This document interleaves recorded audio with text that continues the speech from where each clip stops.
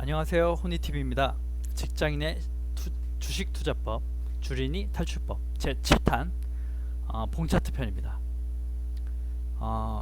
그 거래를 함에 있어 그 재료를 알고 뭐 종목을 알고 분석을 하고 거래를 해야 되는 게 맞지만 차트만을 보고 거래하는 방법도 있고 차트만 보고 거래하는 건 상당히 위험하지만 봉차트를 얘기 드리는 이유가 순간적으로 또 하락장을 대응할 수도 있고 상승을 꾀할 수 있는 참고 자료가 되기 때문에 그래요.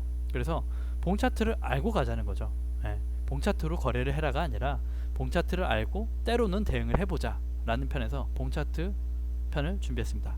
자, 실제로 제가 거래를 한 HLB라는 종목인데요. 바이오 섹터 관련 주입니다. 바이오 섹터 주입니다. 자, 사실 이 차트는 제가 순전히 차트랑 봉만 보고 거래를 3번을 했습니다. 2번은 익절을 하고 1번은 손절을 했죠. 지인한테 추천을 받아서 들어왔는데 사실 재료도 잘 모르고 저는 원래 바이오를 하지 않기 때문에 그냥 뭐 괜찮다는 얘기만 듣고 일단 관심 종목에 담아놓고 모니터를 하기 시작했죠. 네, 그때 사실 요때예요. 요때니까 뭐 지금 차트를 보고 나면 굉장히 좋은 추세 때 추천을 받은 게 되겠죠. 네, 근데 이날부터 제가 모니터를 하기 시작했고 요날 120선을 뚫어주는 양봉이 하나 솟아요. 이날부터 제가 관심 있게 주의 깊게 봤습니다. 제가 이 돌파하는 양봉은 굉장히 좋다고 말씀드렸죠. 예. 그리고 그 다음 날입니다. 그 다음 날인데 이 다음 날 제가 매수를 합니다. 자, 종가 베팅을 하게 됐는데 이날 전날 상승분을 하나도 반납하지 않고 전부 말아 올렸다 그러죠. 말아 올려주면서 마감을 했어요. 상승분을 전혀 손상시키지 않으면서 위에서 마감을 한 거죠. 사실 이래서 11만 5천원 정도 되겠네요. 11만 10만 1,300원 정도 되겠는데 요날 제가 종가 베팅을 합니다. 그리고 다음 날이죠. 다음 날인데 다음 날은 조금 빠졌어요. 조금 빠졌죠. 미세하게 요만큼 빠졌다가 요만큼 다시 말아 올린 건데 사실 이때는 매도할 그 이유는 없어요. 왜냐면 120선도 지켜줬고 5일선도 지켜주면서 추세가 전혀 손상이 되지 않았어요. 5일선을 타고 상승을 한다면 이날 매도할 이유는 없었어요, 사실. 네. 그리고 다음날 제가 가장 주의 있게 보는 241선입니다. 241선을 양봉으로 또 한번 돌파를 해줍니다. 또 한번. 그래서 이날 계속 장을 지켜봤는데 이날 큰 상승분을 지키지 못하고 전부 흘러내리게 되죠. 사실 그래서 전체 흘러내리기 전에 11만 1,000원 정도에 제가 매도를 합니다. 네, 상승분을 지켜주지 못해서 11만 1,000원에 매도를 하게 되죠. 예, 사실 이것도 제가 순전히 차트 봉을 보고 거래를 하게 된 거죠. 예, 추세와 봉을 보게 된 거고 중요한 건 이때요. 이런 걸 얘기 드리고 싶은데 또 한 번입니다. 두 번째 거래죠. 두 번째 거래는 이때입니다. 이 음봉이 있는 날, 이날 마찬가지였어요. 계속 며칠 상승을 했는데 이날 또 음봉으로 하락 시작을 했죠. 그런데 5일선을 지켜주며 정확히 올려주는 게 보이죠. 바닥에서 끌어올려 지지를 해주는구나. 아직 힘이 있구나. 그래서 이날 다시 종가 베팅을 합니다. 이날 종가 베팅을 하고 또 하나 이 전날 양봉에 조그만 양봉이긴 하지만 이 상승분의 절반을 채워야 된다고 해요. 절반을 손상시키지 않았다. 지켜줬다. 그래서 이날 매수를 하게 됩니다. 그리고 다음날 바로 시세가 나왔죠. 시세가 나왔는데 요날도 장중 대응을 했어요. 사실. 그런데 상승분을 지켜주지 못하고 계속 흐르더라고요. 그래서 저는 12만 2천원 정도 2천 몇백 원 이렇게 이때 매도를 했습니다. 뭐 큰 수익을 내진 못했지만 하루 거래를 해서 깔끔하게 수익을 냈죠. 네. 그리고 여기서 또 문제가 생깁니다. 제가 추천해준 지인한테 매도를 했다고 하자 그 지인이 얘기를 하죠. 매도하면 안 된다. 에스모라는 그때 이슈가 있었어요. 국제 학회가 있었는데 거기 나와서 굉장히 좋은 성과를 거두고 거길 갔다 오면 무조건 50% 이상은 상승을 한대 라는 사탕 발림 얘기를 듣고 다시 이날 어차피 수익을 2번이나 냈기 때문에 다시 한번 종가에 들어갑니다. 문제는 다음 날이죠. 자, 다음 날 장이 시작되고 많이 하락이 나와요. 자, 추세가 꺾이고 상승이 하락 전환이 시작되죠. 전날 종가를 전혀 지키지 못하고 그냥 흐릅니다. 자, 제가 말씀드렸던 11선 꽉 채워 11선 5일선을 이미 깼죠. 큰 음봉이 나옵니다. 아, 이거는 하락 신호다. 사실 이때까지 지켜보지 않고 5일선이 깰 때 11만 3천원 정도 바로 매도를 했어요. 사실 손실을 봤죠. 예, 손실을 조금 봤습니다. 그런데 순전히 차트 봉 이평선을 지지해주지 못하는 것을 보고 바로 매도를 한 거예요. 장기적으로 가져갈 수 없었고 전날 수급이 상당히 걸렸죠.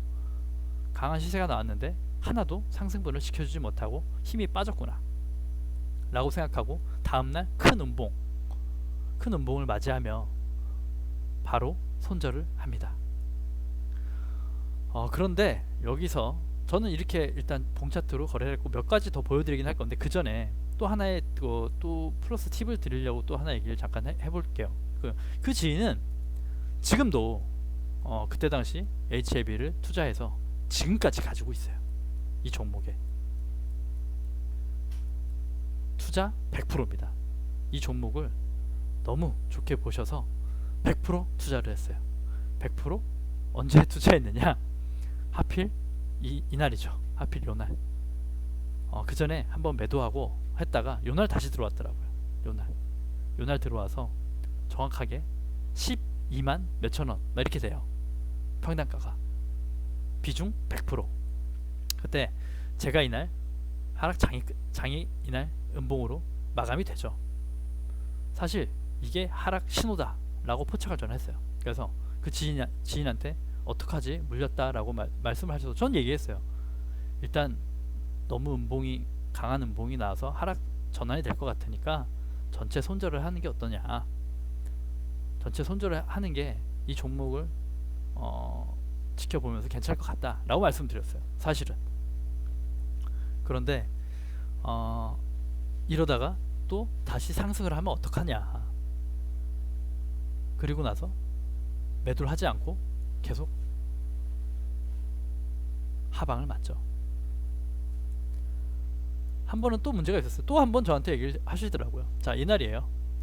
계속 주가가 빠지고 122평선을 지켜주긴 했어요. 사실. 그런데 이때도 거래량 뿐만 아니라 수급, 봉만 봐도 큰 시세 반전이 연출되진 않아요. 그래서 요날 121선을 지켜주지 못하고 흐를 때 얘기를 다시 한번 드립니다. 자, 이거는 하나의 방법이에요. 하나의 방법인데 장기 하락으로 전환될 것 같고 재료도 소진이 되었으니 일단 여기서 매도를 하시죠. 그런데 그분이 얘기하시죠. 100% 비중이고 어떻게 이걸 손절을 하느냐. 난 손절할 수가 없다. 어떻게 마이너스를 내고 나오느냐 라고 얘기를 하셔서 제가 그때 이렇게 얘기를 드렸어요. 자, 조건이 있습니다. 이때 손절을 하고 나오시되 모든 이평선이 하향을 그리기 시작하고 흘러내릴 것 같으니 이 종목에 바닥이 잡히는 걸 보고 재진입을 하는 건 어떠냐. 그게 조건이에요. 자, 이 종목이 하락을 감지했을 때 제가 만약에 이때 비중이 100% 들어갔다고 해도 똑같습니다.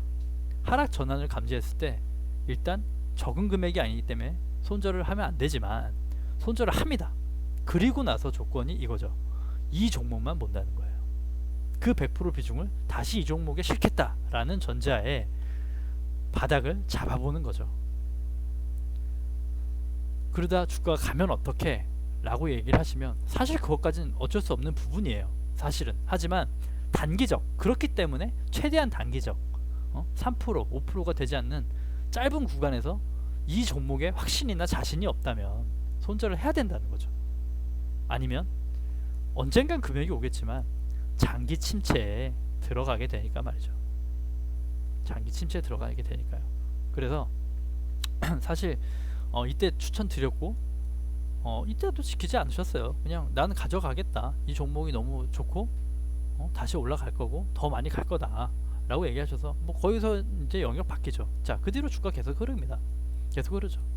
사실 이때가 바닥이었어요. 단기적 바닥 88,200원.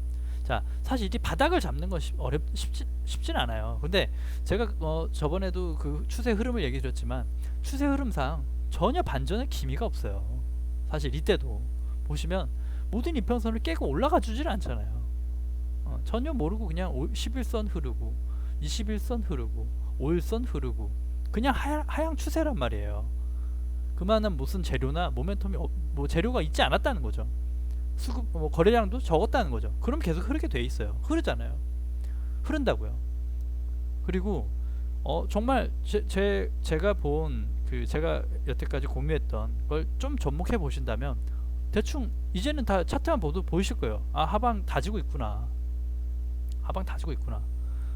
사실 이때 담기만 했어도 이때 본 손절 3% 5% 수익 본 거를 만약에 이때가 아니라 좀 반전해 주는 것 같아 이때 잡았다 한들 손실은 훨씬 줄어들죠. 훨씬 줄어들어요. 요때 다시 남았다 해도 하락 추세가 끝나지가 않으니까요. 끝나지가 않으니까 쉽게 이 하락 추세, 이 차트를 제가 말씀드렸잖아요. 이 망치로 뚫고 올라가야 되는데 한 번에 쉽게 뚫기가 쉽지가 않아요. 그리고 뭔가 재료와 추세가 살아있다면 이렇게 흐르지 않습니다. 재료 때문이라도 일자 횡보를 지켜준다거나 올라가야 되는 게 정상이에요. 이렇게 빠진다는 건 재료가 소진이 된 거예요. 그 기대치에 이미 다 올라와서 반영이 됐다는 거죠. 계속 흘러요. 사실 지금도 아직 HLB는 장기 침체 241선을 파고 들어가서 아직도 장기 침체 횡보 중입니다. 네, 아직도 횡보 중이에요. 사실 요때는 또 보이죠. 포인트가 이날이죠. 최근이에요. 어제예요. 어제 이때 또 바닥을 다진 것 같아서 요때 들어갈 수도 있겠죠. 어느 정도. 요때 바닥인데 아마 이때 들어갔다고 치자고요. 이때 뭐 괜찮을 때 뭐 좀 할 것 같아요. 이미 240선 밑이라며. 자, 여기 보시면 나오잖아요. 망치치고 흐르고 망치치고 흐르고 말씀드린 대로 나오죠. 그리고 이날 떠서 시작해서 강한 상승이 나오죠. 모든 이평선을 한 번에 뚫어주는, 하지만 상단을 다 지켜주진 못하고 좀 흘렀지만 다음날 오늘이죠. 오늘도 괜찮았어요. 오늘까지 나쁘지 않다고요. 여기서 또 두드리고 가서 뚫으면 좋겠지만 못 뚫으면 또 침체될 수 있어요. 하지만 이때 평단가는 하늘과 땅 차이죠. 그래서 또 말씀드리고, 자, 제가 또 하나 이번에 다른 종목으로 차트 봉을 얘기 드릴게요. 차트표도 제가 준비를 했어요. 네. 자, 셀마테라피틱스. 자, 제가 이거는 이것도 바이오주고 코로나 치료제 관련주인데, 자, 요때요. 요때 이 종목을 계속 지속 관찰하다가 이때요. 이때 관찰하다가 요때입니다. 자, 이때 차트 봉만 보고 들어갔어요. 재료는 대충 알고 있으니까. 121선 지지해준 날, 요날이죠. 요날. 근데 다음날이죠. 장대 양봉이 솟아요. 모든 이평선을 뚫지 못했다 하는데, 저는 그걸 본 게 아니라 요거요. 전날 파란 음봉이죠. 그 다음날 빨간 양봉. 근데 이 빨간 양봉의 크기가 전날 음봉을 전부 뒤덮었어요. 위 아래로 전부 뒤덮었다. 요게 상승 전환형이라는 차트 봉이에요. 이 봉을 보고 종가에 들어갔습니다. 종가에 들어갔고, 요날 이 파란 음봉이 나온 날 팔았습니다. 깔끔하게 수익을 냈죠. 봉만 보고, 차트 봉만 보고. 정답은 아니에요. 다만 참고가 된다는 거예요. 차트 봉만 봐도 재료와 회사 내용을 안다면 충분히 좋은 신호로 받아들이고 대응을 할 수가 있다는 거예요. 자, 또 하나 반대의 의견 드릴게요. 오늘이죠. 제일약품.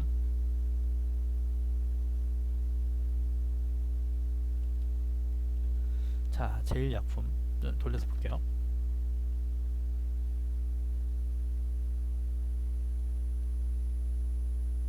자, 제일약품 차트입니다. 오늘이에요. 사실 이것도 제가 잘 안 하던 짓을 요즘 하는데, 단타를 조금 소량으로 들어갔다가 오늘 들어갔다 오늘 팔았어요. 어제 들어갔다 오늘 팔았죠.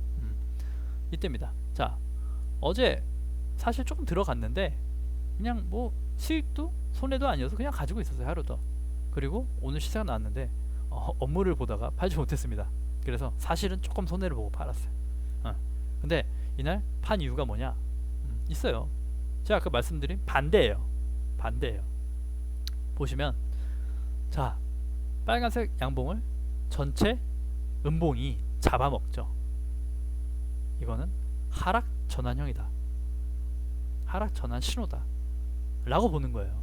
자, 11선은 지켜줬지만 이 음봉의 강도가 너무 셌다 라고 판단한 거예요. 사실 얘가 뭐 내일 다시 시세가 나오고 갈 줄은 몰라요. 그건 뭐 몰라요. 저도 신은 아니니까. 그리고 사실 요거에 대한 모멘텀이 저는 다 녹아버렸다고 생각을 해요. 예, 화이자 관련 주인데, 화이자의 그 관련해서 이슈로 이미 큰 상승이 나왔었고, 횡보를 하다가 다시 저점을 높이면서 올라왔는데 생각보다 큰 음봉이 나왔다는 거예요. 다음날 또 급등을 한다면 모르겠는데, 이게 보조지표로 참고를 하자는 거예요. 참고를. 제가 이 종목을 지속적으로 가져가고 투자할 게 아니라면 대응을 해야 되니까요. 그래서 차트 봉이 중요는 하다는 거죠.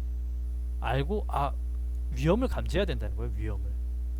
설사 이게 위험이 그래서 말씀드리잖아요. 항상 제가 저가의 매수를 하면 이런 걸 감지해도 별 대응할 게 없어요. 사실 이미 난 바닥권에서 샀으니까. 근데 그러지 못했을 때가 문제예요. 상승분 이미 뭐 가고 있는 거에 탔다 그러면 항상 긴장을 해야 되거든요. 항상. 그럴 때는 차트 봉이 또 도움이 돼요. 그래서 사실 오늘 몇 가지 종목을 드리고 간단한 차트 봉을 얘기 드렸는데, 사실 인터넷에서 샘플도 몇 개 보면서 얘기 드리려고 찾았어요. 찾아봤어요. 요게 이제 인터넷 그 네이버에 그냥 검색만 하셔도 차트 봉 설명까지 나와 있고, 나와 있는 그 사진들이 몇 개 있더라고요. 자, 반등 후 추가 하락, 뭐 상승 지속, 조정 후 상승 지속이라든가 이런 게 그런 거거든요. 반등 후 추가 하락은 전날 양봉을 하나도 지키지 못하고 그냥 꽂아 내렸다. 반대로 전날 하락분을 아예 그냥 닫지도 않고 끝나지도 않고 말아 올렸다.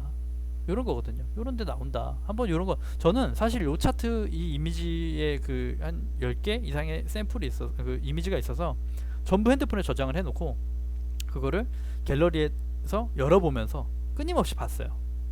차트에 비교해 보고 대조해 봤어요. 그리고 실전에서 도입을 해본 거죠.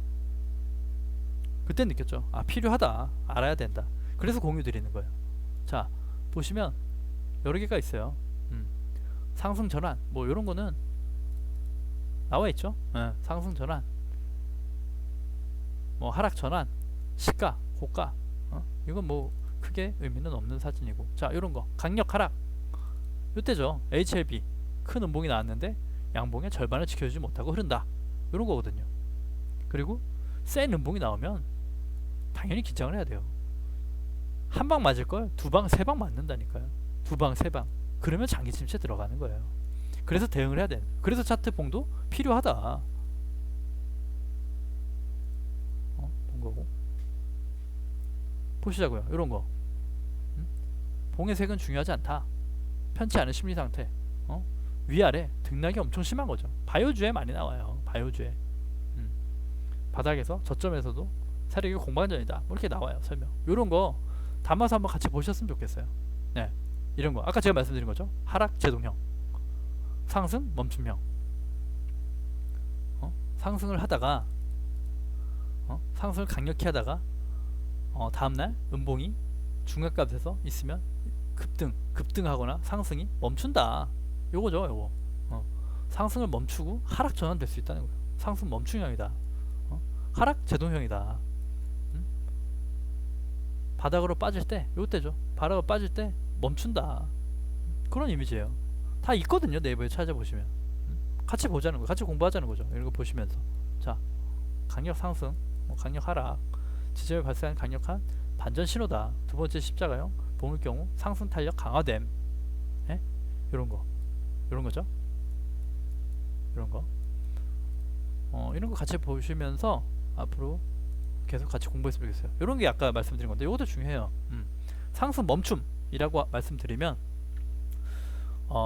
전날 고점을 뚫어주지 못한 음봉인 거죠. 뚫지 못하고 고점 돌파를 실패했다. 예. 고점 돌파를 그러니까 고점 돌파의 기준이 또 되게 중요하거든요. 예를 들어 최근에 하이닉스와 삼성전자가 신고가 경신을 했죠. 하이닉스를 말씀드리면 어젠가요? 오늘인가요? 오늘 신고가 경신했어요. 그 전에 몇 개월 전이죠. 몇 개월 전? 뭐 차트를 봐야 되겠는데 그 전에 고점 예를 들어 11만원이 있다 이거예요. 그러면 오늘 11만원이 돌파되면 거기서 그 매물대가 있기 때문에 그걸 소화하느냐 못하느냐, 거기서 만약에 그 매물대 소화 못하고 이슈가 없고 그 재료가 약하다면 아까 HLB 그 상승분을 전부 반납했듯이 반납하면서 다시 밑으로 침체가 된단 말이죠. 꼭 그런 건 아닌데 일단 침체가 돼요. 뚫지 못하면. 그리고 다시 힘을 모아서 다시 친다고요.